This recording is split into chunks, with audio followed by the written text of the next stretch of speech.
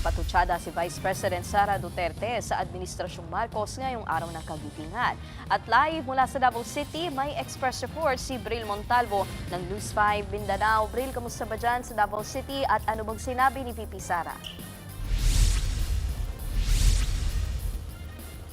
Nikki, pinangunahan ni Vice President Sara Duterte ang pagdiriwang sa ika-84th araw ng kagitingan na ginanap sa Davao City ngayong umaga. Nag-alay ng bulaklak ang pangalawang Pangulo sa Veterans Memorial Monument ng lungsod. Present din sa aktibidad ang mga World War II veterans ng lungsod. Binigyang pugay niya ang mga magigiting na kawal na nagsakripisyo para sa bayan. Di naman maiwasan ni VP Sara na ipahayag ang pagkadismaya sa estado ng kasundaluhan ngayon. Narito ang kanyang pahayag.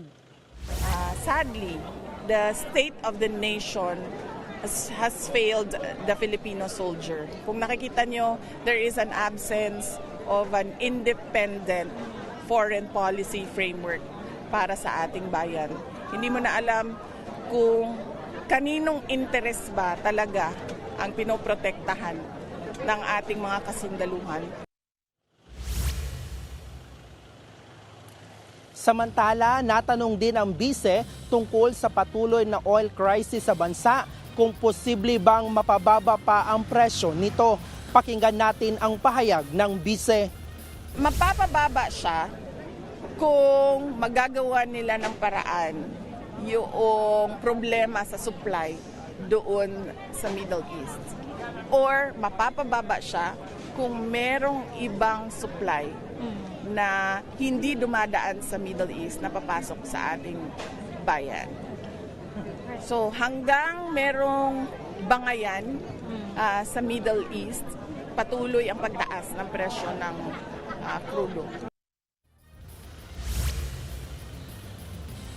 Naging maikli naman ang sagot ni VP Sara kaugnay sa kumakalat na isyu sa kalusugan ni Pangulong Bongbong Marcos. Narito ang kanyang pahayag. Good luck sa kanya.